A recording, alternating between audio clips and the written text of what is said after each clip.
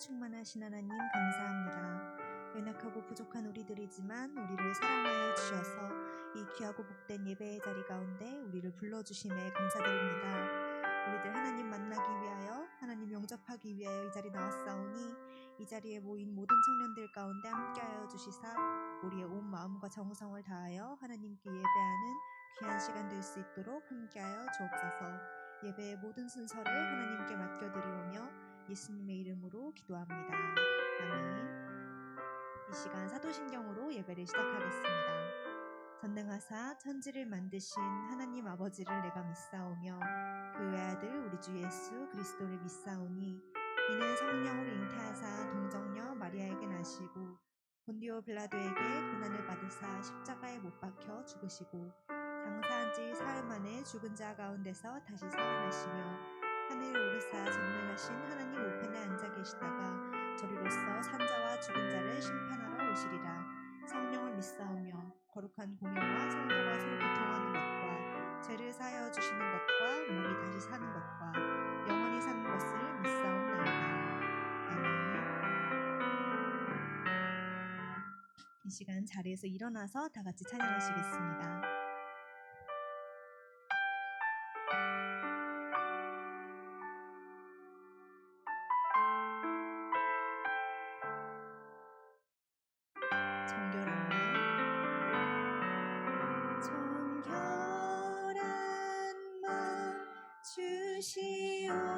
주시옵소서. 오 주님,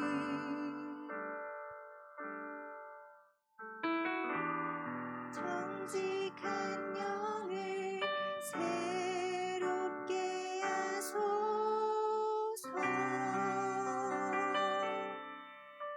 정결한 마음 주시옵소서. 정결한 마음 주시옵소서.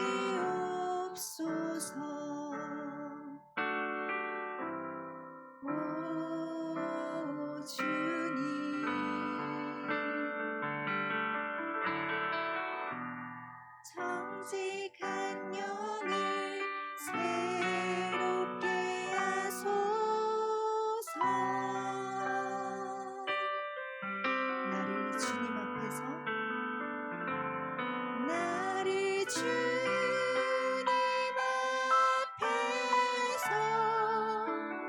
멀리 하지 마시고 주의 성령을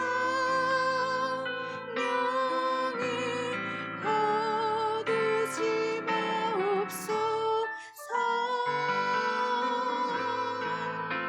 그 구원의 기쁨, 그 구원의 기쁨 다시 회복시키시고 변치 않는 마음 내 안에 주소서.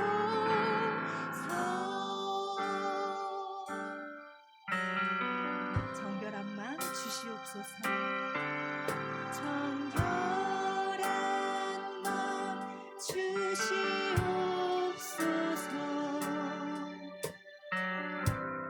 오 주님,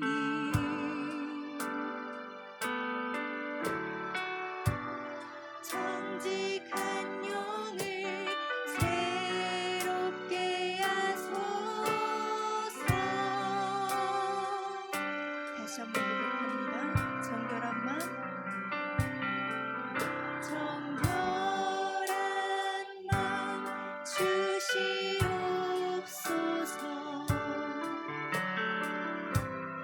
오 주님,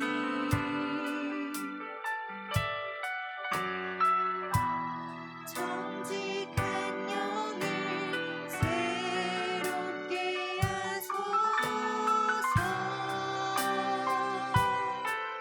나를 주님 앞에서 나를 주님 앞에서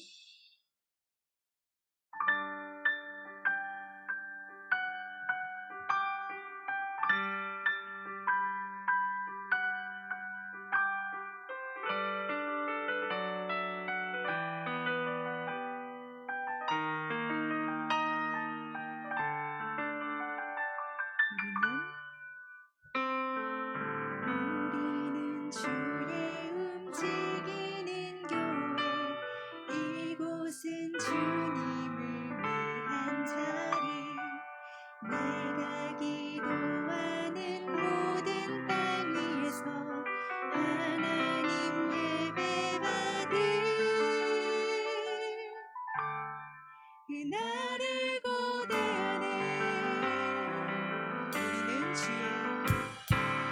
우리는 주의 움직이는 교회 이곳은 주님을 위한 자리 내가 기도하는 모든 땅 위에서 하나님 예배받을 그날을 고대하네 나의 노래로 주님의 성전을 지으리 높임을 받으소서 이스라엘의 찬송 중거하신 주님은 거룩하십니다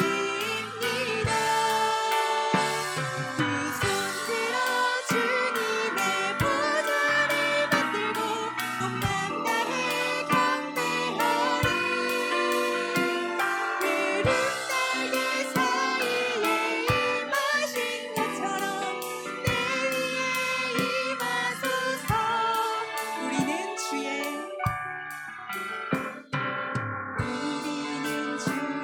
움직이는 교회 이곳은 주님을 위한 자리 내가 기도하는 모든 땅 위에서 하나님 예배받을 그날을 고대하네 다시 한번 고백합니다 우리는 주의 움직이는 교회 이곳은 주님을 위한 자리 내가 기도하는 모든 땅 위에서 하나님 예배받을 그날을 고대하네 나의 노래로 주님의 성전을 지으리 높임을 받으소서 이스라엘의 찬송 중거하신 주님은 거룩하십니다 두 손 들어 주님의 보좌를 받들고 온 맘 다해 경배하리 푸른 날개 사이에 임하신 것처럼 내 위에 임하소서 하나님 우리가 이곳에 섰으니 이 땅을 치유하소서 하나님 우리가 어디에 있든지 주를 높이리다 열방들아 주님을 송축할지어다 그 발 아래 입 맞추어 영원한 통치자 주 예수 그리스도 그는 위대하신 왕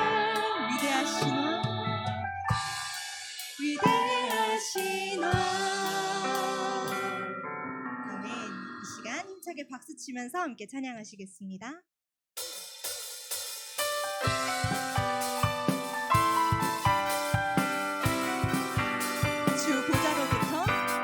주 보좌로부터 물이 흘러 단 곳마다 새로워지네 골짜기를 지나 들판으로 생수의 강물 흘러 주 보좌로부터 물이 흘러 닿는 곳마다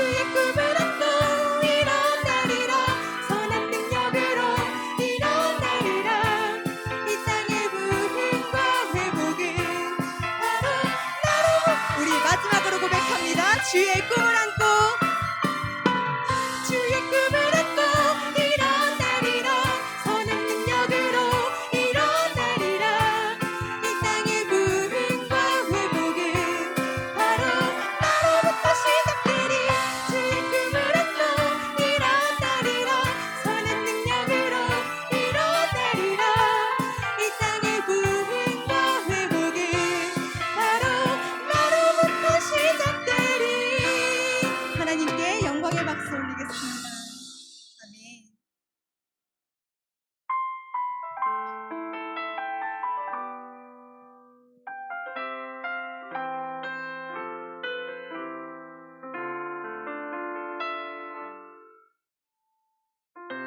앞에 나와 주 앞에 나와 제사를 드리네 마음 열어 내 삶을 드리네 주를 봅니다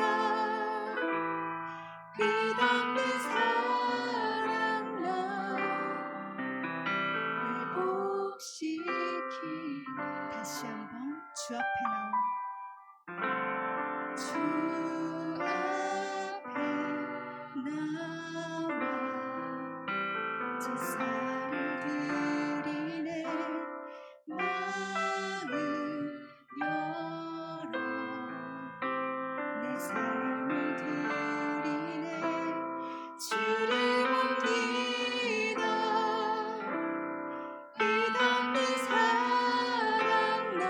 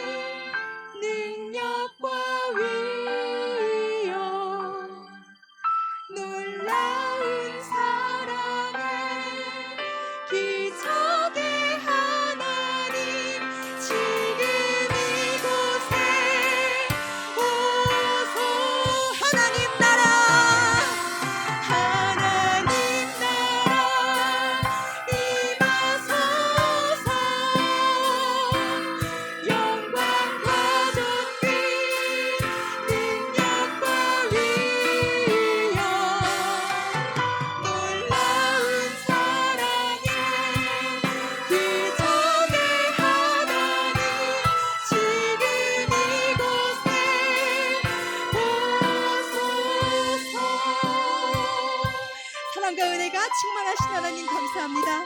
하나님의 놀라운 섭리와 그 구원의 계획 가운데 우리를 사랑하여 주시니 감사드립니다. 남은 자들을 회복시키시기 위하여 또한 우리를 부르시고 사용하여 주심에 감사드립니다. 길을 잃고 헤매는 영혼들을 위하여 우리 청년들 한 사람 한 사람이 인도하시는 주님 안에서 더욱 성령 충만한 삶을 살 수 있도록 인도하여 주옵소서. 오늘 예배 자리 가운데 우리를 인도하여 주심에 감사드립니다. 예배하고 찬양하고 말씀 듣는 그 모든 시간 가운데 하나님 함께하여 주옵소서. 이 시간 오늘 예배와 말씀으로 함께 기도하시겠습니다. 기도합니다. 사랑과 은혜가 충만하신 하나님 감사합니다. 하나님의 약하고 부족한 우리를 사랑하여 주셔서 하나님의 그 놀라운 구원의 계획과 섭리 가운데 우리를 사용하여 주시고 우리를 불러주시고 우리를 택하여 주시에 감사드립니다. 하나님 우리를 사랑하여 주시는 그 은혜에 힘입어 아버지 우리가 하나님께 귀하게 쓰임받기를 원합니다. 우리 청년들 한 사람 한 사람이 성령 충만한 삶을 살아 길을 잃고 헤매는 영혼들을 이 세상 가운데 하나님께로 데리고 나올 수 있도록 인도하여 주옵소서. 우리 청년부의 피대이 준비하고 있습니다. 하나님 그 가운데 준비하는 모든 과정 가운데 하나님 함께하여 주셔서 그 모든 해피데이 과정 가운데 우리 믿지 않는 청년들 오랫동안 이 자리에 나오지 않았던 청년들 다 이 자리에 나올 수 있도록 인도하여 주옵소서. 오늘 말씀 선포하시는 김일희 목사님 가운데 능력을 더하여 주시사 그 모든 말씀이 우리 청년들의 마음 가운데 잘 새겨지게 하시고 그래야 우리 청년들 세상 가운데 승리하며 살아가며 하나님의 단호다운 모습으로 살아갈 수 있도록 인도하여 주옵소서.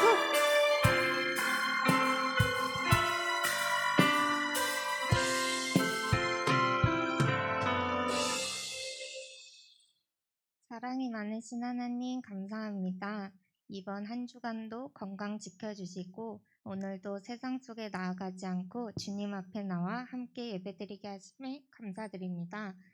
요즘 코로나19로 인해 많은 사람들이 힘들어하고 예배의 자유함을 누리지 못하고 있습니다.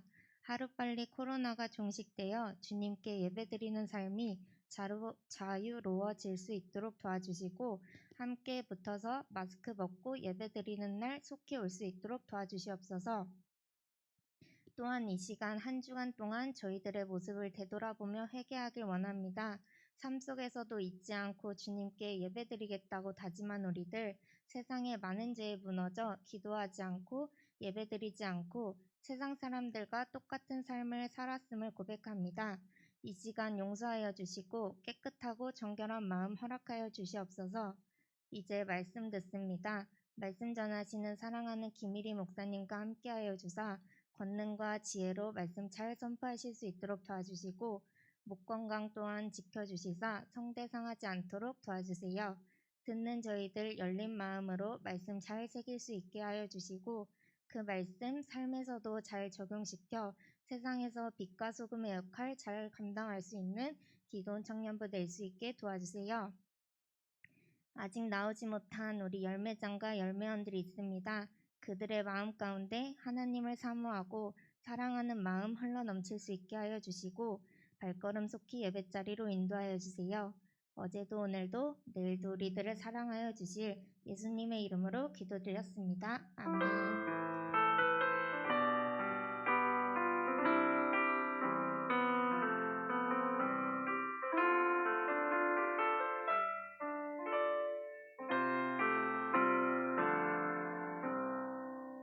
아멘. 오늘 볼 하나님 말씀 로마서 11장 우리 1절에서 5절 함께 같이 보도록 하겠습니다. 제가 가진 성경으로 신약 성경 254페이지에 있습니다. 로마서 11장 1절로 5절입니다. 자, 로마서 11장 우리 1절로 5절입니다. 자, 우리 다 자신이라고 제가 한 절 여러분이 한 절 우리 교독하고 우리 마지막 절 합독하겠습니다. 그러므로 내가 말하노니 하나님이 자기 백성을 버리셨느냐? 그럴 수 없느니라. 나도 이스라엘이니요 아브라함의 씨에서 난 자요 베냐민 지파라.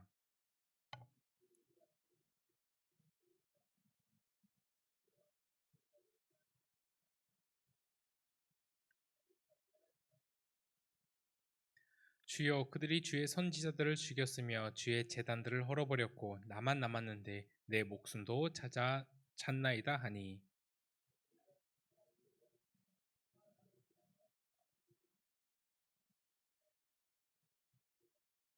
우리 함께 읽습니다. 그런즉 이와 같이 지금도 은혜로 택하심을 따라 남은 자가 있느니라. 아멘.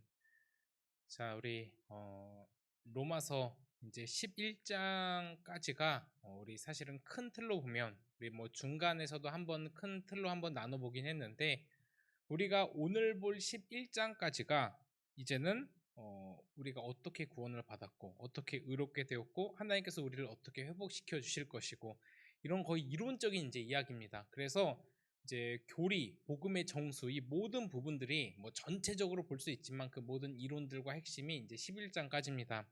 그래서 마음 같아서는 우리 이제 12장부터가 이제는 이제 너희가 드릴 영적 예배라고 시작하면서 이제 12장부터는 실천적인 이제 내용으로 이제 넘어가요. 그래서 긴 시간 동안의 로마서에 너무나 이제 지쳤을 것 같은 이제 지치는 않았겠죠. 하나님 말씀인데 우리가 이제 다음 주에 있을 이제 해피데이를 기점으로 다시 좀 구약의 이제 스토리로 이제 사무엘 하로 돌아갈 예정을 이제 하고 있습니다. 원래 그렇게 계획을 했고 그래서 이제 오늘 11장까지 보면서 이제 로마서의 전체 앞 부분을 좀 이제 다 살펴볼 이제 예정입니다. 오늘 본문 1절은 이렇게 시작해요. 하나님께서 자기 백성을 버리셨느냐. 자, 근데 왜 이 질문으로 시작을 할까라는 생각을 우리가 해봐야 됩니다. 실제 이스라엘 백성들은 하나님 앞에 버림받았다는 그 생각이 너무나 만연해 있습니다. 왜 그런 생각을 하고 있었냐면 그리스도인이 된 자들 중에서 이런 생각을 했다는 것인데 예수님을 제대로 믿지 못했던 유대인들은 이런 반응을 하지 않았어요. 자신들만이 하나님의 백성이고 그리고 우리가 진짜다, 우리가 진짜 아브라함의 혈통이다라는 그런 굳센 믿음이 있었기 때문에 하나님께서 자신들을 버렸다? 절대 이렇게 생각을 하지 않습니다. 그런데 이제 이 시대 때 이 로마서가 쓰여진 이 시대, 로마서가 왜 쓰여졌는지 초반에 제가 언급한 적이 있었는데 다시 한번 언급을 할게요. 너무나 핍박받고 힘들어하는 그 로마의 그 성도들을 무난하기 위해서도 쓴 목적이 있습니다. 그러니까 너무 신앙생활이 힘든 거예요. 이제 막 예수님을 믿었는데 그리스도인이 되었는데 뭔가 기대가 넘쳐야 되고 진짜 하나님이 주시는 복이 이런 거구나라고 하면서 조금 많이 누려야 되는데 그렇지가 못하는 거예요. 막상 예수님을 믿어보니까 저 유대인들은 전혀 돌아올 생각도 하지 않고 더 막 혈기를 부리고 그리스도인들을 잡아 죽이겠다고 눈에 불을 켜고 있는 상황입니다. 그래서 그리스도인이 되어 보니까 이거 진짜 쉽지 않다라는 생각을 한 것이죠. 그때 마침 어떤 일이 있었냐면 스데반 집사님의 순교가 있습니다. 그러니까 스데반 집사님께서 돌에 맞아서 순교를 합니다. 말이 돌에 맞아서 순교했다. 뭐 이게 그냥 평범한 이야기 같지만 너무나 끔찍하고 비참한 사건입니다. 예수님 믿는 자는 내가 이렇게 죽이겠다고 본보기를 하는 거예요. 그 유대인들이. 그러니까 그런 본보기를 봤으니까 얼마나 두렵고 무섭고 또 얼마나 실망감이 많았겠습니까? 그러다가 이제 스데반 집사님의 그 순교로 인해서 모두가 다 흩어집니다. 그 이제 예루살렘 성 안에 머물러 있던 그리스도인, 그래도 유대인들이 아니라 예수님을 믿는다고 믿었던 수많은 무리들이 있었는데 전부 다 흩어져요. 전 세계로 흩어집니다. 그래서 그 흩어진 사람들을 디아스포라라고 이렇게 하죠. 그러니까 그 이제 흩어진 사람들이 다 흩어져서 지금 로마에도 있는 거예요. 로마. 근데 그 사람들이 어떤 생각을 하느냐? 이 상황을 보니까 우리 고향에도 가지를 못하고 이렇게 흩어져서 그냥 속된 말로 개고생을 하고 있는 거예요. 어디를 가나 환영받지 못하고 이제 특이한 게 하나님께서 이제 이스라엘 백성들에게 너무나 큰 은총과 은혜를 주셔서 가는 곳마다 장사가 다 잘 되고 가는 곳마다 상권을 잡고 막 이러는 거예요. 그러니까 이제 유럽 전 세계로 다 퍼진 유대인들이 다 잘 먹고 잘 살고 막 그런 이제 엄청난 부흥을 이제 보니까 그게 너무 이제 그 다른 이제 그 유럽인들이 꼴 보기가 싫은 거죠. 저거 진짜 쟤네들 왜 저렇게 밉상일까? 어디를 가서 왜 그렇게 우리보다 더 잘 될까라고 하면서 온 유럽인들의 이제 밉상이 되죠. 그래서 유대인들을 학살한 이제 나치, 그 나치가 유대인들을 학살을 할 때 온 유럽이 침묵으로 동의를 합니다. 그 정도로 이 유럽 사람들이 뭐 깨어 있는 것처럼 보이고 굉장히 뭐 인권 이런 거 중요시 여기고 그렇게 하는데 게르만족 뭐 이런 것만 들어도 그들은 사실은 야만인이었어요. 그리고 지금도 뭐 이제 그 내면 깊은 속에서 이제 이 차별과 뭐 자신들의 우월 뭐 이런 것들이 굉장히 많은 사람들이라 참 그래요. 어쨌든 이 유대인들이 그 정도로 이렇게 미움을 받을 정도로 다 잘 됩니다. 그런데 뭐 어떻게 해요? 막 계속 핍박을 받죠. 뭐 내가 잘 되고 싶어서 잘 됩니까? 그냥 가서 보니까 뭐 그렇게 잘 되고 또 이렇게 상권도 잡고 또 굉장히 흩어져서 다 중요한 역할을 감당하고 있는 게 뭐 이게 뭐 되고 싶어서 됐습니까? 라고 그렇게 이야기를 해도 온 유럽인들이 다 싫어해요. 다 시기하고 미워하고 심지어 돌로 죽이기까지 하려고 하고 뭐 그런 상황 속에서 어떤 반응이 나와야 정상일까요? 야, 하나님 진짜 살아계신 것은 맞습니까? 예수님 진짜 우리의 구세주가 맞습니까? 그런데 왜 이렇게 제가 힘듭니까? 왜 우리 가족은 고향에도 살지 못하고 이렇게 쫓겨가서 전 세계에 흩어져서 이렇게 고난받고 고통을 받습니까? 라는 한탄을 한 거예요. 그 한탄을 하고 하나님 살아계시다면 이럴 수 없잖아요. 하나님, 우리 생각엔 하나님이 우리를 버린 게 맞는 것 같습니다. 이런 반응까지 나오게 된 거예요. 이렇게. 그래서 실제 복음의 역사를 보니까 이제 아브라함과 이제 다윗을 통해서 약속하신 그 하나님의 놀라운 약속이 이제 이방인으로 흘러가고 있어요. 사도 바울을 통해서 그들은 이제 복음을 받았는데 복음의 흐름을 보니까 이제는 이제 혈통이 아니라 약속을 강조받는 그런 가르침을 받았던 사람들이잖아요. 그러니까 이제 유대인들은 이제 하나님의 어떤 이제 예수님을 믿었던 자들이니까 이제 혈통이 아니라 약속으로 옮겨가고 이방인들에게로 옮겨가는 이 모든 것을 보면서 야, 진짜 하나님이 우리 유대인들을, 우리 이스라엘 사람들을 버린 게 맞구나라는 생각이 만연해 있습니다. 그 고통과 그 만연해 있음을 보고 바울 사도가 오늘 본문 1장 1절에서 그러니까 11장 1절에서 이렇게 이야기를 하는 거예요. 하나님께서 자기 백성을 버리셨겠느냐? 그럴 수 없다라는 말로 시작을 한 겁니다. 이제 배경까지는 우리가 다 이해가 됐을 겁니다. 근데 실제 우리도 누군가에 비해서 좀 어려울 때가 분명히 있을 수 있습니다. 뭐 가정의 환경도 그렇고 사실은 내가 내 만족과 자족과 하나님께 감사로 나아가면 절대로 버릴 것도 없고 감사하지 못할 것도 없는데 비교가 되고 힘들고 그렇게 누군가에 비해서 뭔가 어려울 때 참 이런 이제 반응이 올 때가 참 많다는 거예요. 내가 정말 교회도 열심히 나름대로 나왔는데 열심히 한다고 했는데 잘 풀리는 것 같지도 않고 오히려 고난이 심하고 어려울 때 그렇게 이런 반응이 나오기가 쉽다는 것이죠. 하나님 살아계신다고 하면서 나를 사랑한다고 하면서 하나님 잘 섬기면 복 준다고 하시면서 나한테는 왜 이런 어려움을 주십니까? 왜 이렇게 나는 남들보다 더 잘 풀리지 않습니까? 라는 그런 질문을 할 수도 있다는 거예요. 이 유대인들과 이 이스라엘 사람들과 똑같은 반응이죠. 진짜 힘든 고난이 있으면 이런 반응이 나올 수가 있어요. 근데 하나님 어떻게 나한테 이럴 수 있어요? 라는 그 반응. 하나님 나한테 은혜를 풍성하게 넘치게 주셔도 모자른데 이게 뭡니까? 라고 이렇게 하는 그 반응을 들었을 때 사실은 우리가 그런 이야기를 하는 수많은 사람들 보면서 야, 저 사람들 왜 이렇게 믿음이 없냐? 내가 충만할 땐 그렇게 반응을 할 수 있는데 사실 그렇게 반응할 사람은 없어요. 왜냐? 바울 사도도 그렇게 반응 안 합니다. 그리고 우리 하나님도 그렇게 반응 안 했어요.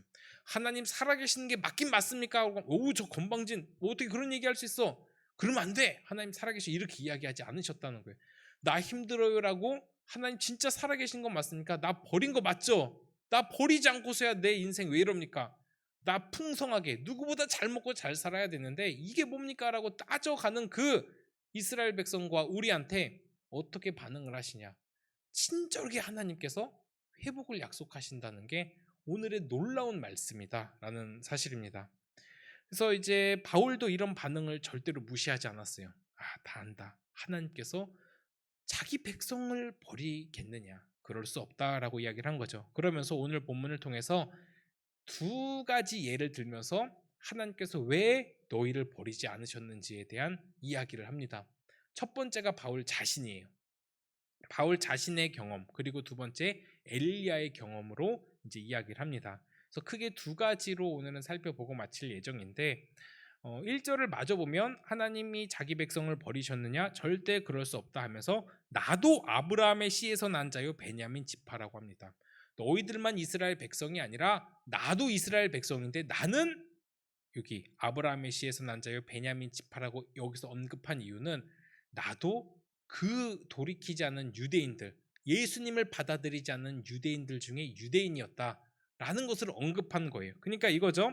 나도 정말 완악한 유대인 중에 유대인이었는데, 그리고 심지어 스데반 집사님이 죽는데 동조도 했습니다.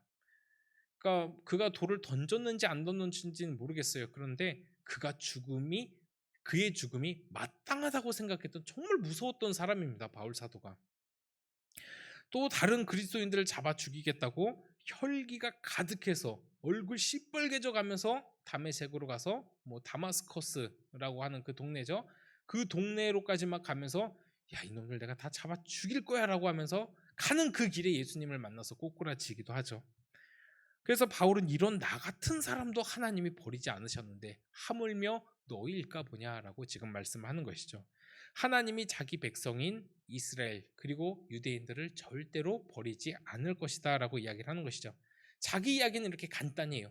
나도 이런 심각한 죄인이었고 정말 하나님 앞에서 용서받지 못할 죄인이었는데 하나님이 나도 안 버렸어. 근데 너희라고 버릴 거냐? 아니라고.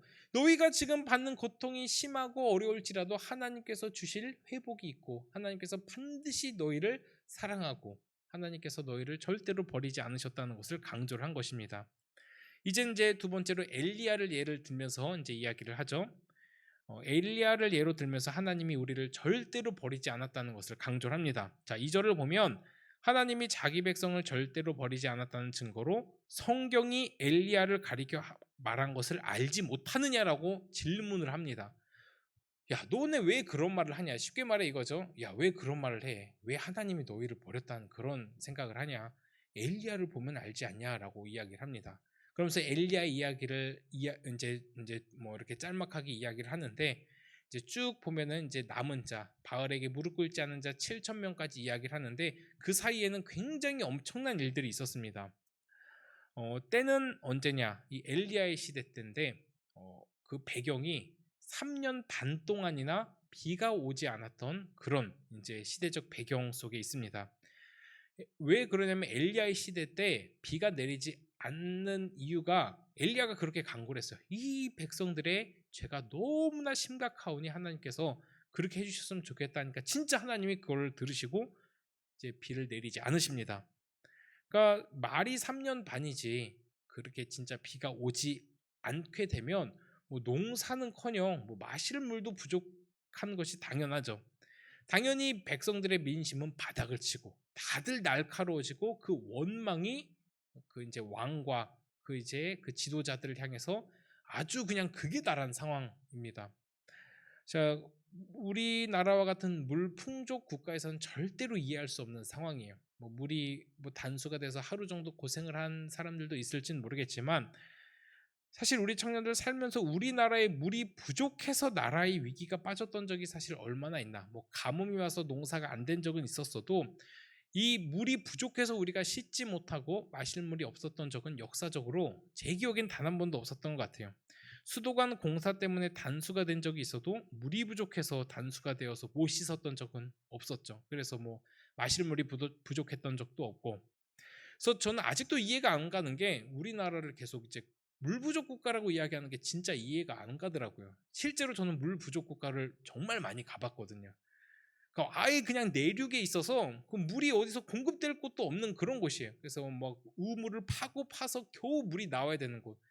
우리는 그러지 않아도 산에만 가도 뭐 물이 철철 넘쳐 흐릅니다.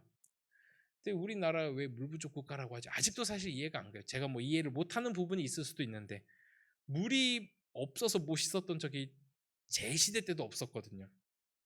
그래서 이제 뭐 사실 물을 사 먹는 상황이 올 줄은 몰랐어요. 저도 물을 사 먹는 상황까지 올 줄은 몰랐는데 사실 우리가 물을 사 먹는 경우는 더 좋은 물을 마시려고 하는 거지.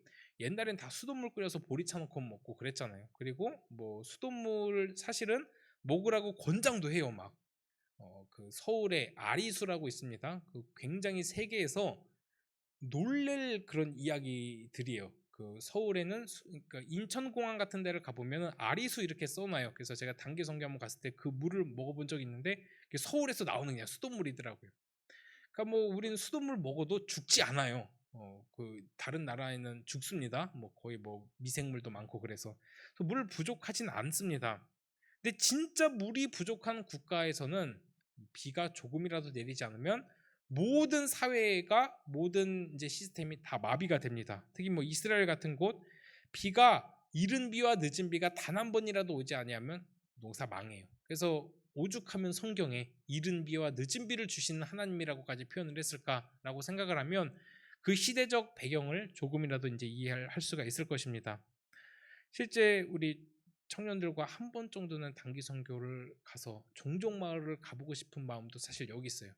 물이 굉장히 귀함을 느끼고 그 물을 만났을 때 그 행복함, 야, 이게 사실은 이루 말할 수가 없거든요. 그러니까 물이 막 없고 막 힘든 막 그런 상황 속에서 그 물을 만났을 때 그 기쁨을 한 번 정도 느꼈으면 좋겠다라는 그런 마음이 있어서, 그리고 또 가서 뭐 지나가는 돼지도 하나 잡고 뭐 배고프면 닭도 잡고 해서 막 이렇게 야생성을 좀 키워주고 싶은 그런 마음도 되게 간절해요. 근데 이놈의 코로나 때문에 가지를 못하네요. 그래서 가서 막 우리가 땔감으로 떼서 막 거기서 볶음밥도 해먹고 뭐 치킨도 튀겨 먹고 막 그러면서 야생성을 기르고 또 물의 귀함도 알고 막 그랬으면 좋겠다는 마음이 좀 간절하더라고요. 근데 참 안타까워요. 이 코로나 때문에 뭐 소풍도 못 가지, 뭐 수련회도 못 나가지, 뭐 단기 선교는 뭐 꿈도 못 꾸지. 정말 너무 속상하더라고요. 그래서 이제 진짜 물이 부족했을 때 딱 시냇가를 만나잖아요. 와, 세상을 다 얻은 것 같아요. 그래서 이제 민다나오라는 지역에는 이제 큰 이제 그 산들 같은 곳이 있는데 물이 이제 내려오는데 그 산 중턱에 가면 이제 뜨거운 온천수 같은 것도 있어요. 거기에 딱 이제 가다가 물 담그면 또 세상 다 얻은 것 같고 얼마나 그렇게 좋은지 모릅니다. 뭐 3년 반 동안 비가 안 왔으니까 그 물에 대한 간절함이 얼마나 컸겠습니까? 그 고통은 이루 말할 수가 없어요. 우리 진짜 3년 반 한번 상상을 해보자는 거예요. 뭐 우리 하루 이틀만 생각을 해봐요. 미치고 환장을 노릇입니다. 근데 그 당시 이스라엘 다스리고 있었던 왕이 누구였냐면 아합 왕이었어요. 이 아합 왕은 악한 왕의 대명사입니다. 그의 아내는 이제 이세벨이라고 하는 사람인데, 근데 문제는 이런 심한 가뭄 때문에 민심이 바닥나고 사람들이 미쳐가고 있는 그 상황에서 이 악한 아합 왕이 엘리야에게 지금 책임을 뒤집어 씌우려고 해요. 그래서 엘리야를 보더니 이스라엘을 힘들게 하는 자가 너냐라고까지 묻습니다. 그런데 실제로 누구 때문에 이 가뭄이 오는 건데, 이 아합 왕 때문에, 뭐 더 정확하게 이야기하면 그의 이제 정략 결혼을 한 이세벨 때문에 이 이제 혼합 종교가 되어서 이제 아주 짬뽕이 되어서 이제 재앙이 내린 것이거든요. 그러니까 이세벨과 정략 결혼을 하는데 그 이세벨이 자기 나라의 온갖 잡신들을 다 가져옵니다. 그래서 수많은 이방의 제사장들 그리고 온갖 다양한 잡신들을 섬겼던 영적으로 가장 암울했던 시기가 이 시기예요. 너무나 끔찍했던 시기입니다. 하나님 입장에서 보기에는. 그래서 하나님께서 가뭄을 허락하셔서 벌을 내리신 것인데, 그런데 그 책임을 아합이 엘리야에게 완전히 지금 뒤집어 씌우려고 하고 있는 거예요. 그때 엘리야는 이 가뭄의 상황이 누구의 탓인지를 겨뤄보자 하면서 진짜 담대하게 자기는 혼자예요. 그 아합과 이세벨의 그 선지자들에게 종교 전쟁을 선포합니다. 아합 그리고 당신 이세벨의 선지자들 다 한번 모여봐라. 나랑 대결하자. 이 보통 이 큰 마음이 아니에요. 한 몇 사람만 해도 이렇게 그럴 텐데 국가를 향해서 한 사람이 도전을 하는 거예요. 그래서 갈멜산에서 이제 모이자 하고 아합의 선지자와 이세벨의 제사장을 소집시켰는데 다 모이라고 해보니까 몇 명이 모였죠? 850명이 모여요. 850명. 와, 이게 엄청난 인원입니다. 근데 엘리야는 혼자 가요. 그 갈멜산에서. 그래도 엘리야는 전혀 주눅들지 않고 두려워하지 않고 누가 참 신인지 한번 겨뤄보자 라고 이렇게 이야기를 합니다. 그래서 제단을 쌓고 여기에 불을 먼저 내리는 신이 진짜 신이다. 한번 누가 참 신인지 겨뤄보자 라고 합니다. 그래서 먼저 해봐라 합니다. 그래서 먼저 이 850명의 이 아합과 이세벨의 이 제사장들이 자기의 신을 부르죠. 어떻게 신을 부르죠? 미친 듯이 열정을 다해서 막 부릅니다. 막 광란의 도가니예요. 그러니까 종교 열광주의 딱 이런 모습입니다. 내가 왜 열광하는지도 모른 채 막 열광을 하고 막 나의 몸을 상하게 하고 막 부르짖고 도저히 안 되니까 이들이 어떻게 하냐면 자기 칼 같은 것으로 자기 몸을 상처를 내서 피를 내면서까지 막 신을 불러요. 제발 우리 신이여 좀 이렇게 좀 불 좀 내려달라고 발버둥을 치고 피를 내고 막 소리를 지르고 막 난리를 칩니다.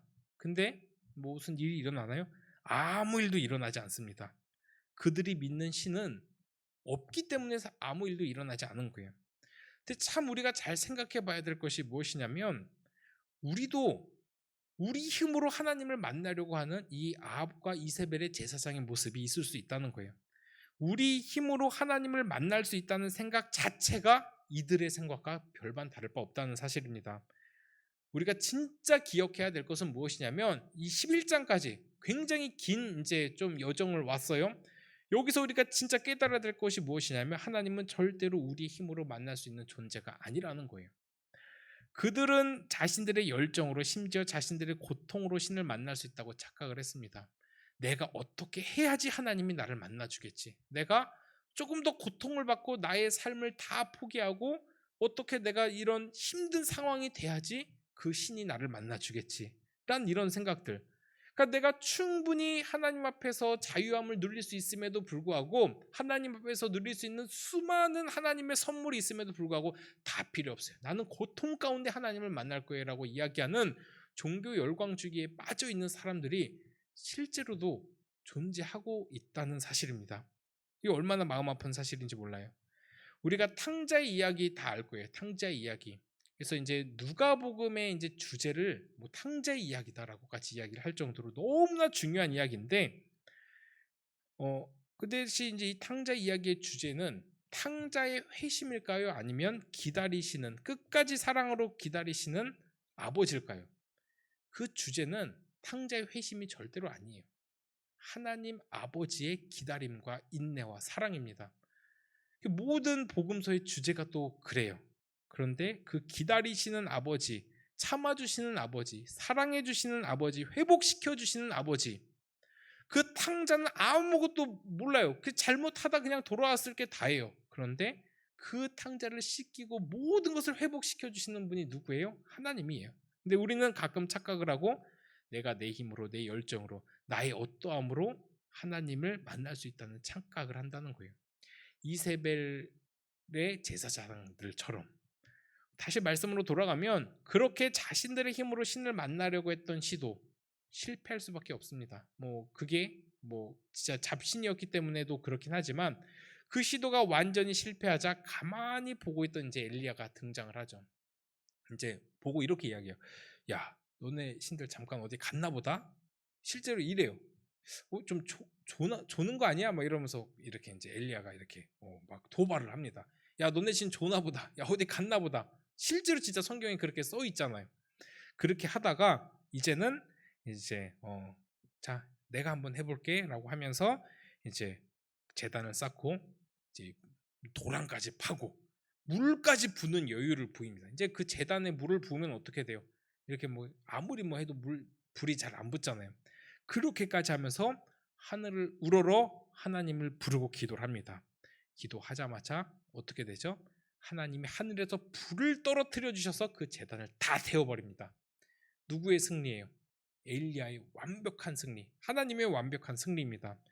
그래서 그 850명을 상대로 이기고 이 엘리야가 어떻게 하냐면 이 850명을 그리시네가로 데려가 다 처형시킵니다.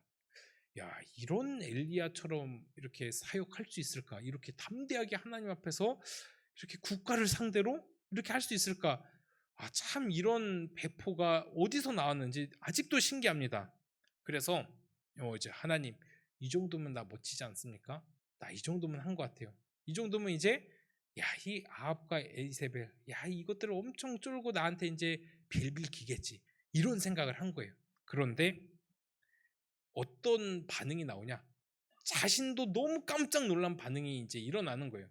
이게 아닌데 하는 반응. 무엇이냐면 그 850명이나 다 죽었고 이제는 물러서겠지 했던 그 권력들이 일어나서 이런 이야기를 하는 거예요.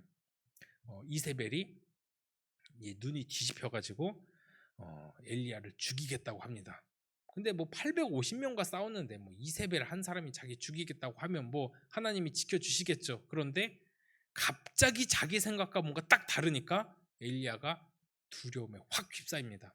그 전에 승리가 뭐 언제 있었다는지도 모르는 채 완전히 무너져 버려요. 마음이 무너져 버립니다. 이세벨이 당장에 죽이겠다고 하니까 이게 아닌데? 하나님 살아 계신다고 하면 여기까지는 이세벨이나 아합까지는 하나님 처리해 주셔야죠. 이게 뭡니까 하면서 이해를 못 하는 거예요. 막 이거 아닌데? 이세벨 이러면 안 되는데 하나님이 살아 계시는 거 걔도 봤을 텐데 도저히 이해가 안 되는 거죠. 근데 그들의 눈에는 하나님이 눈에나 들어오겠어요? 그냥 저 한 놈 죽이겠다 막 이렇게 달려든 것이죠. 그러니까 자신의 생각과 너무 다른 반응이었기 때문에 그 엘리야를 당장에 죽이겠다고 한 그 이세벨에게 마음이 녹아져서 마음이 완전히 무너져서 그 두려움에 휩싸여 어떻게 가죠? 광야로 도망을 가버리고 맙니다. 하나님, 그래서 광야로 가면서 이런 한탄을 해요. 하나님 이 정도 했으면 나 도와줘야 되지 않습니까? 하나님 왜 이런 상황을 나한테 주시는 겁니까? 하나님 나 버리신 거 맞죠? 여기까지 간 거예요. 딱 이 반응이죠. 자기의 생각에는 여기까지 와야 되는데 이 멋진 경험을 다 해놓고도 내 생각이 요게 조금 맞지 않으니까 야 하나님 나 버리신 거네요? 하나님 나한테 도대체 왜 이러십니까? 라고 하면서 이제 로뎀나무 그늘에 누워서 이렇게 이야기를 해요.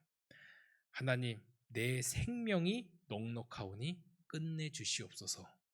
이 반응이 왜 일어날까요? 하나님께서 자기를 버렸다고 착각을 했기 때문이죠. 유대인들이 이 엘리야와 같은 마음이었기 때문에 지금 바울이 엘리야 예를 쭉 든 겁니다. 그래서 이제 그 엄청난 영광이 있었는데도 싹 잊어버린 거예요. 이스라엘 백성들한테 그 엄청난 영광이 과거에 없었어요? 아브라함, 다윗, 솔로몬 그 엄청난 영광을 가지고 있던 자들이었는데 당장의 어려움 때문에 하나님 지금 나 버렸잖아요. 이렇게 이야기를 하고 있는 거예요. 내 뜻대로는 여기까지 와야 되는데 하나님 여기까지 안 했으니까 하나님 살아계시지 않네요. 이 이야기까지 하는 것이죠. 신앙생활하면서 우리의 반응이 이럴 때가 정말 많다는 거예요. 하나님 해주시려면 여기까지 해줘야죠. 왜 여기까지만 하고 여기는 어렵습니까? 근데 다 하나님의 놀라운 계획이 있음에도 불구하고 우리는 그 큰 계획을 보지 못하기 때문에 하나님 앞에 이렇게 원망을 하고 이 어려움 금방 지나가고 회복할 것임에도 불구하고 정신 차리지 못하고 하나님 이게 뭡니까? 하나님 그럴 줄 알았어요. 하나님 진짜 살아계시는 건 맞나 모르겠네요. 하나님 진짜 살아계시는 건 알겠는데 나를 특별히 사랑하는 것 같지는 않대요. 쟤를 사랑하는 것 같긴 한데 저 가정은 사랑하는 것 같은데 우리 가정은 하나님 아닌 것 같아요. 하나님 이거 아니잖아요.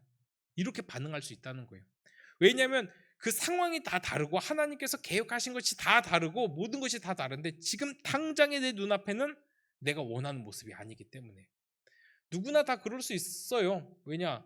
지금 누구보다 지독하기 힘든 시기를 지나는 사람이 있고 그 사람이 보기에는 저 사람이 너무나 평탄대로를 다니고 있는 모습처럼 보일 수 있기 때문에 근데 그게 언제 하나님의 뜻과 계획이 있는지 그 엄청나고 풍성한 하나님의 계획을 단 하나도 알지 못하는 인간의 연약함 때문에 하나님 이게 뭡니까? 라는 반응이 나오는 것이죠.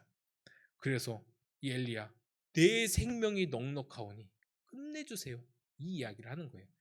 하나님 앞에 원망, 하나님 앞에 실망, 하나님을 신뢰하지 못하는 반응이죠. 차라리 850명과의 싸움에서 승리를 주시지나 말지. 왜 승리를 주셔서 기대를 하게 합니까? 기대를 주시지나 말지. 이런 반응이 나온 것이죠. 저 권력의 중심에 있는 이세벨을 치셔야죠. 하나님 왜 저 이세벨이 지금 살기 등등해서 아직도 살아서 나를 죽이겠다고 이야기를 합니까? 차라리 저 이세벨에 죽느니 하나님 그냥 나 이 로뎀나무 아래서 나를 죽여주세요 라고 이야기를 하는 것이죠. 마치 이스라엘의 모습과 동일합니다. 차라리 다윗의 영광을 우리한테 주시지 마시지. 저 아브라함의 저 위대한 혈통이 아니었으면 좋았을 텐데 왜 그런 과거의 영광을 주셔서 지금 디아스포라로 이렇게 흩어져서 개고생을 하게 합니까? 하나님 우리 버리신 거 맞죠? 이 반응이 나왔다는 것입니다. 마찬가지로 우리의 모습도 비슷하다는 거예요. 차라리 하나님 기대라도 심어주시지 말지 복 주신다는 이야기나 하시지 말지 왜 나한테 지금 이러십니까? 왜 내가 잘 될 거라는 기대를 심어 주셔서 이렇게 실망하게 합니까? 이해가 안 돼요. 이런 이야기를 하는 겁니다. 그리스도인이라면 잘 되고 늘 복된 삶을 살기를 기대했는데 이렇게 고난을 주시다니 너무한 것 아닙니까? 나를 버리신 것 같네요. 라고 이야기하는 우리의 연약함과 닮았다는 것입니다. 그런데 하나님이 진짜 엘리야를, 이스라엘을, 우리를 버렸나요? 절대로 하나님은 버리지 않았습니다. 단 한순간도 우리를 생각하지 않으셨던 적이 없어요. 하나님의 모든 계획 속에는 그 끝날에 회복이 있습니다. 근데 우리는 거기까지 보지를 못하는 것이죠. 그런 우리의 연약함을 찾아와 하나님은 회복을 허락하시죠. 우리에게 손 내밀어 주시고 너 왜 이래? 너 이러면 안 되지. 정신 차려. 이러지 않으시고 그냥 조용히 위로해 주십니다. 하나님께서 엘리야를 어떻게 위로해 주시죠? 그렇게 로뎀 나루 아래서 죽겠다고 이야기를 하는 그 엘리야, 야 이러면 안 되잖아. 너 과거의 그 영광 있잖아. 정신 차려야지. 하나님 이렇게 얘기 안 하세요. 어떻게 얘기하시냐면 그 연약해져 마음 무너져 가 있는 그 엘리야에게 세미한 음성으로 찾아와서 네가 많이 지쳤구나. 자 여기 물 마셔라. 여기 먹을 것 줄게. 먹을 것을 주시면서 위로를 해주십니다. 이게 우리 하나님이에요. 나 지금 힘들어 죽겠는데 사람들은 야 너 이러면 안 되지. 더 열심히 신앙생활 해야 돼. 더 열심히 해야 돼. 그럴 힘이 없습니다. 나 지금 너무 지쳤어요. 지치기는 더 열심히 안 하니까 지치지. 하나님 나 너무나 힘들어요. 막 주위 사람들에게 나 지금은 조금 너무나 지친 것 같아. 왜 지쳐? 네가 더 열심히 안 하니까 그러는 거야. 하나님 단 한 번도 그런 적이 없어요. 근데 누가 그래요? 사람이 그렇다는 거예요. 하나님은 그 사람의 눈높이에 딱 맞춰서 위로해 주시는데 누가 핍박하고 누가 정죄해요? 사람들이 정죄해요. 특히 유대인들이 이 이스라엘 백성들을 너네 안식일에 하지 말아야 될 것 하잖아. 가는 곳곳마다 시비 걸잖아요. 특히 예수님의 제자들한테도 시비를 걸고 왜 안식일에 하지 말아야 될 행동을 합니까? 계속 시비를 걸고 그렇게 이야기를 하잖아요. 정죄와 판단하는 것은 사람이지 우리 하나님은 우리를 있는 그대로 위로해 주십니다. 그렇게 엘리야를 일으켜 세우셔서 다시 광야를 걷게 힘을 주십니다. 이게 우리 하나님이 우리를 회복시키시는 방법이에요. 내가 힘들고 내가 어렵고 죽겠으면 하나님 앞에 솔직하게 나 죽겠어요. 나 뭐 열심히 할 마음도 안 들고 지금 너무 지쳤어요.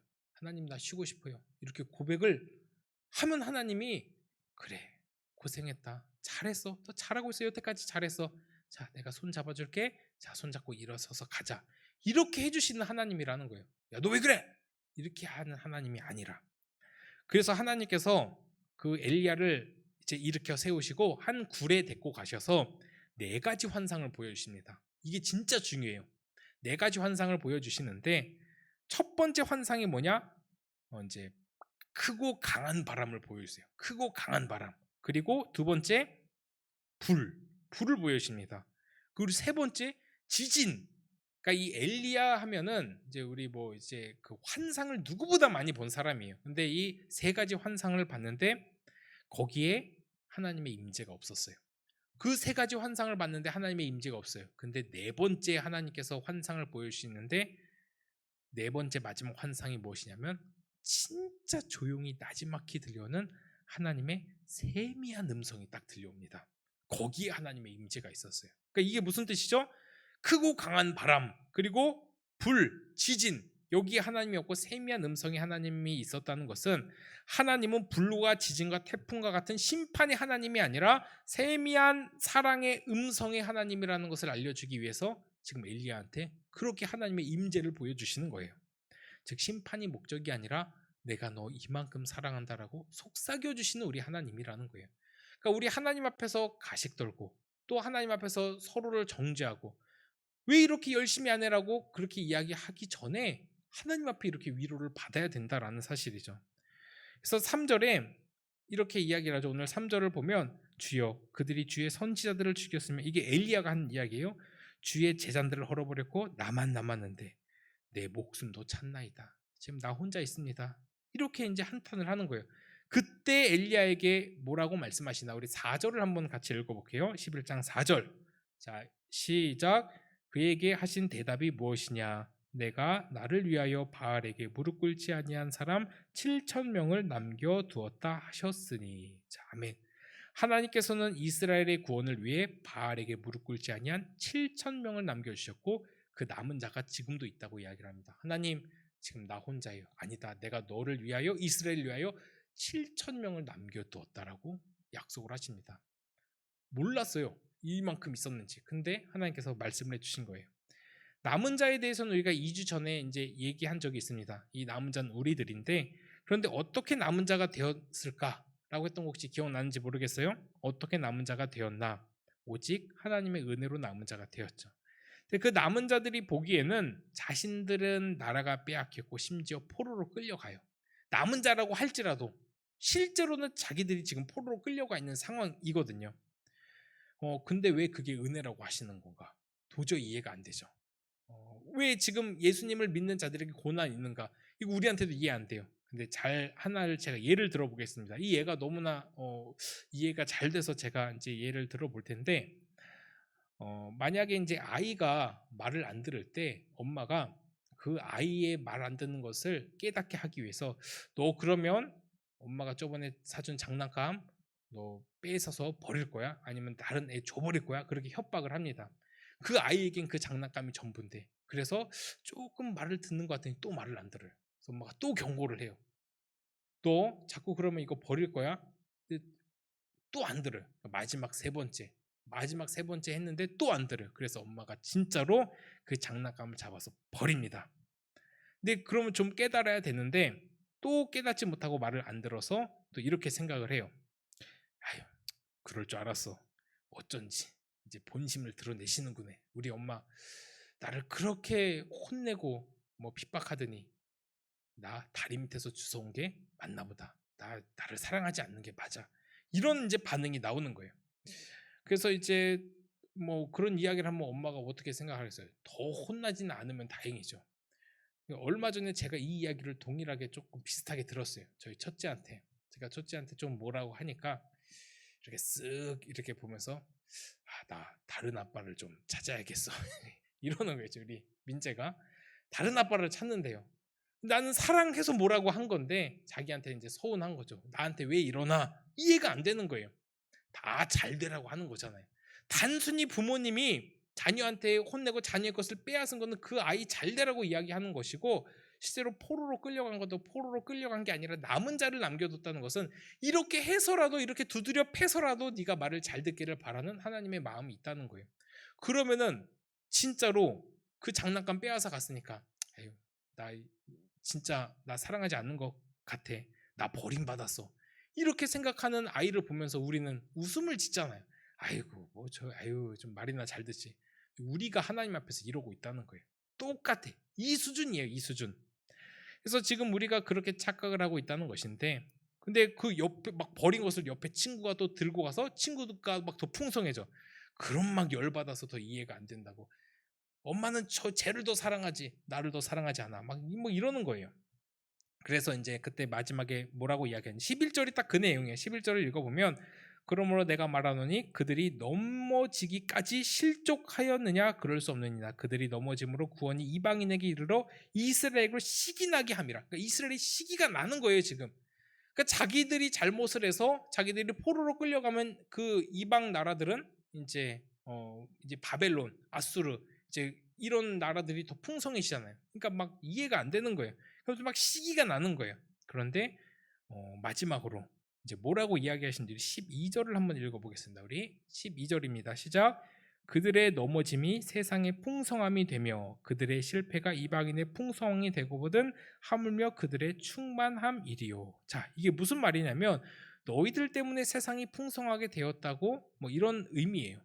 너희의 것을 빼앗아서 남에게 주어서 지금 세상이 풍성해 보인다는 것인데 그들의 실패가 이방인의 풍성함이 되었다는 것이고 그런 상황이에요. 그런 상황이 이해가 안 되는 거죠.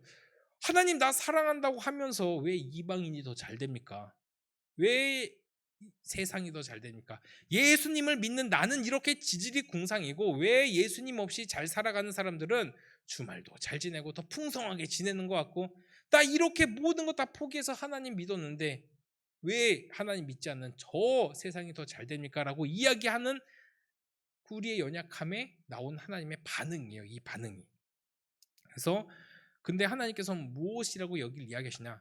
그거 다 네 잘못이다라고 이야기를 해요. 그러면서 돌아오기만 하면 내가 더 풍성하게 해줄 것인데, 내가 너 힘들다고 해서, 그러니까 저 힘들다고 해서 나오면 내가 더 풍성하게 해줄 것인데, 내 수고하고 무거운 모든 짐들 다 내려놓고 하나님 앞에 나오면 내가 다 위로해 줄 텐데 너 나한테 안 오잖아. 나한테 좀 와. 이렇게 이야기를 하시는 것이죠. 탕자의 원리와 똑같아요. 그냥 돌아오기만 하면 하나님께서 모든 것 다 품어주신 텐데 결국에 나는 돌아오지도 않고 그냥 이렇게 불만 불평만 하고 있다라는 것이죠. 하나님은 언제나 여전히 우리를 두 팔 벌리고 기다리십니다. 그리고 돌아오기만 하면 회복을 허락해 주신다는 거예요. 그리고 그 돌아오는 과정에 넘어지고 쓰러지고 어려움이 분명히 있을 수도 있어요. 그런데 궁극적으로는 우리는 하나님 품에 안겨서 위로를 받을 존재라는 사실을 절대로 잊지 않았으면 좋겠어요. 그 과정이 힘들 뿐이지 그 과정에 넘어져서 아이 하나님 나 버렸어 이렇게 이야기하지 말자는 거예요. 오늘 말씀이 이스라엘 백성들 멀리 디아스포라로 그렇게 넘어가서 나 이렇게 힘들어 죽겠는데 하나님 나 안아주시는 거 맞긴 하나요? 저 천국에 가서는 안아주나요? 천국은 있긴 하나요? 막 여기까지 막 이렇게 가는 거예요. 근데 하나님은 여전히 우리를 두 팔 벌려 기다리고 계십니다. 우리가 그 하나님의 품에 안겨 풍성함을 누리기를 하나님이 누구보다 기다리고 계신다는 거예요. 그런데 정말 정신 차리지 못하고 하나님 나 사랑하지 않아. 하나님 쟤를 더 사랑해. 이런 오해가 지금 역사적으로 우리에게까지 이어져 있다는 것을 말씀을 통해서 우리한테 드러내주고 있잖아요. 근데 하나님은 절대로 그 고난을 고난으로 끝내는 법이 없어요. 성경의 모든 역사를 봐서 고난이 고난으로 끝난 적이 있어요? 없습니다. 그 포로로 끌려간 그들은 에스라 느헤미야를 통해서 돌아옵니다. 그리고 성전을 회복합니다. 또 넘어지고 쓰러지고 막 그럴 수도 있어요. 그런데 또 회복을 시키세요. 우리 하나님은. 그래서 또 남은 자들을 통해서 구원의 역사를 또 이루어 가십니다. 그 고난 가운데서 반드시 우리를 이끌어내신다는 우리 하나님이에요. 그래서 우리가 이 사실을 잊지 말고 지금 어렵고 힘들어도 우리가 궁극적으로 하나님께서 나를 사랑하신다는 이 사랑의 확신만은 우리가 잃지 않았으면 좋겠어요.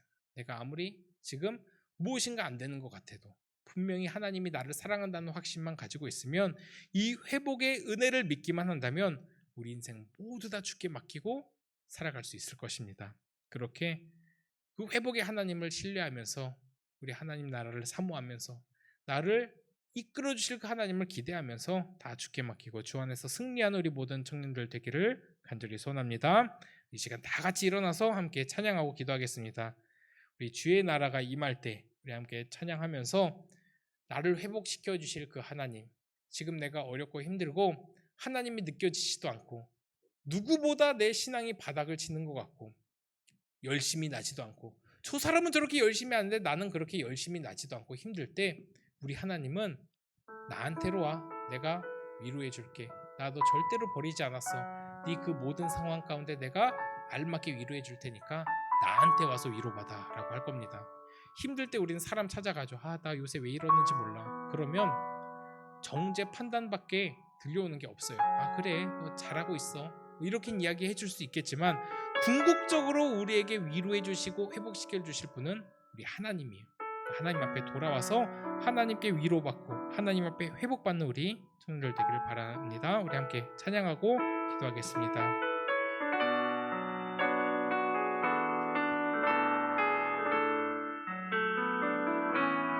주의 나라가 임할 때 하나님 임재하실 때 예배가 회복되며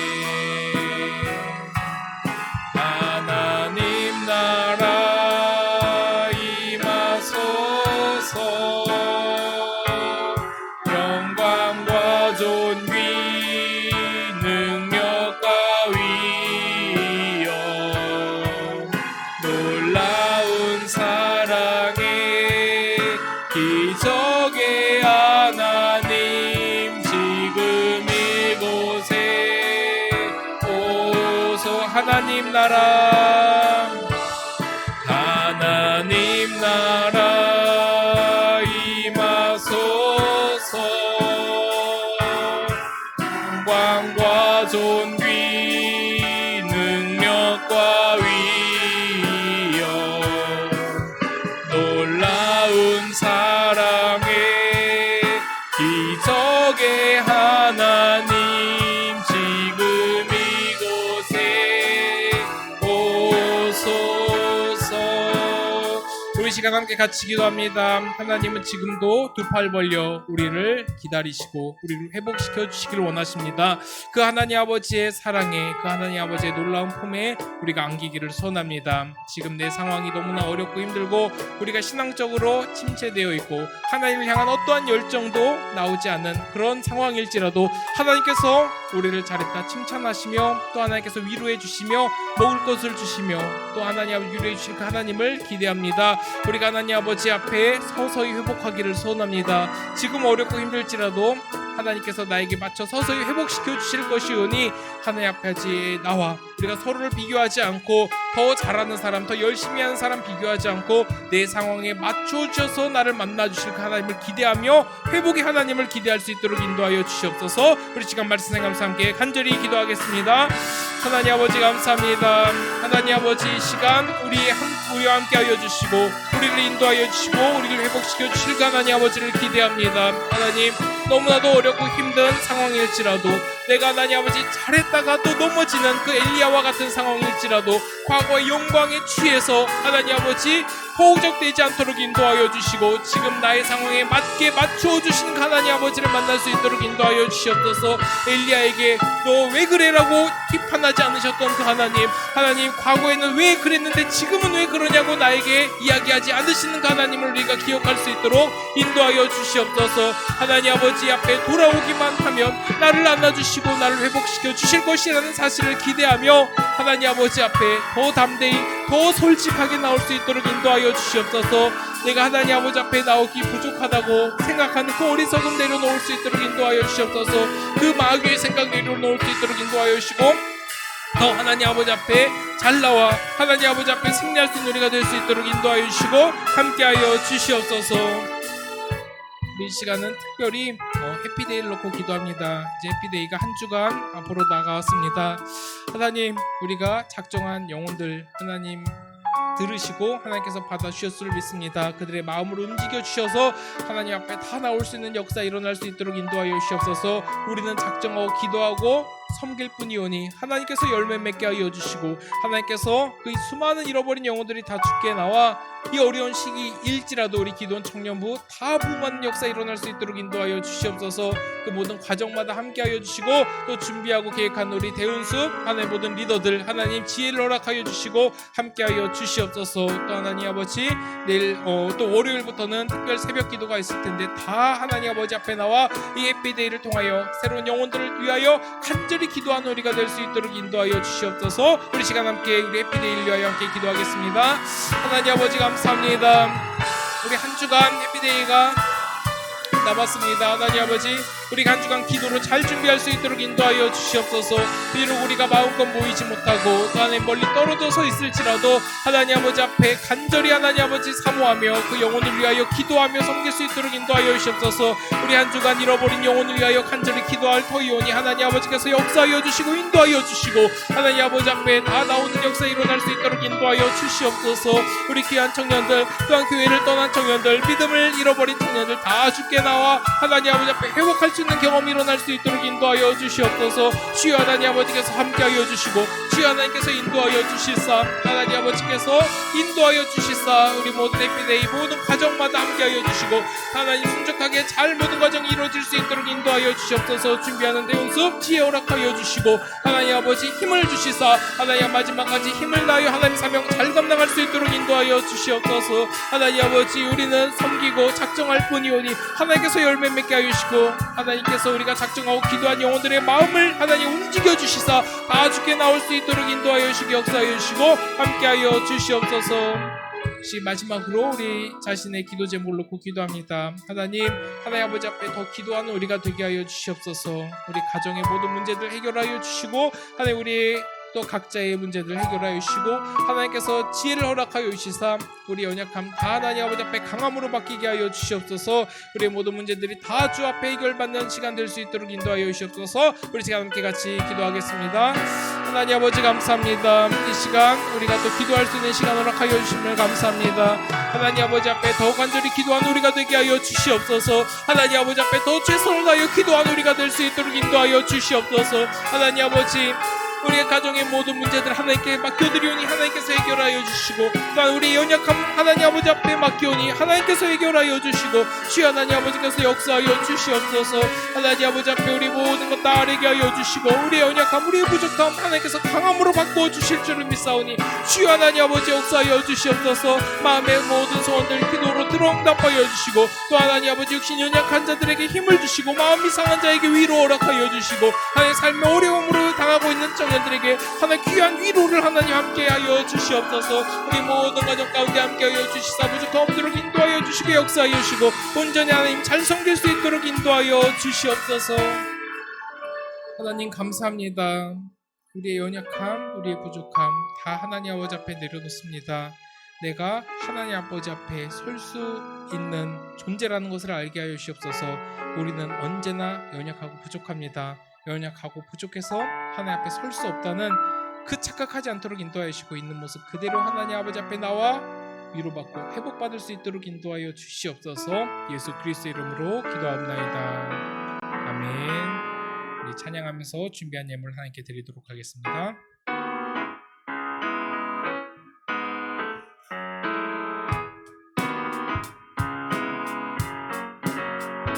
너희는 세상의 소금 세상의 빛 너희는 세상의 소금 세상의 빛 너희는 세상의 소금 세상의 빛 너희는 세상의 소금 세상의 빛 맛을 지켜 빛을 비춰 영광 할렐루야 맛을 지켜 빛을 비춰 영광 할렐루야 맛을 지켜 빛을 비춰 영광 할렐루야 맛을 지켜 빛을 비춰 주님께 영광을 너희는 세상의 소금 세상의 빛 너희는 세상의 소금 세상의 빛 너희는 세상의 소금 세상의 빛 너희는 세상의 소금 세상의 빛. 기도하겠습니다. 하나님 감사합니다. 하나님 아버지 앞에 귀한 예물 가지고 왔사오니 하나님께서 기쁘게 받아주시고 하나님 나라에 귀하게 사용하여 주시옵소서. 드리고도 남는 복을 허락하여 주시고 넘치는 복을 하나님께서 채워 주시옵소서. 주 예수 그리스도의 은혜와 하나님의 사랑과 성령의 위로 교통하심이 오늘도 하나님 아버지 앞에 나와 회복받고 위로받기를 소원하는 우리 모든 청년들 머리 위에 이제로부터 영원토록 함께 있을지어다. 아멘.